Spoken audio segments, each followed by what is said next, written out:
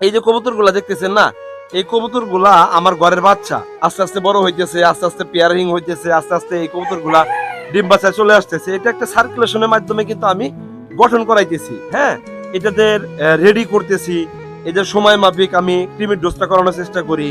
দিন শেষে এদেরকে আমি ভিটামিনের ডোজটা করাই, ক্যালসিয়ামের ডোজটা করাই, জিঙ্কের ডোজটা করাই, মাল্টিভিটামিন ডোজ করাই, এবং এই কবুতরের গায়ে যাতে বহিরাগত কোনো জীবাণু বা বহির্জীবী কোনো ব্যাকটেরিয়া আক্রমণ না করতে পারে, তার কারণেই এই কবুতরগুলাকে আমি কি করি, জীবাণুমুক্তকরণ দ্বারা স্প্রে করি, এবং আইভারমেকটিন গ্রুপের যে একটা ড্রপ পাওয়া যায়, সেই ড্রপের মাধ্যমে এদেরকে আমি উকুন বলেন, মশামাছি বলেন, এগুলাকে দূর করে রাখি।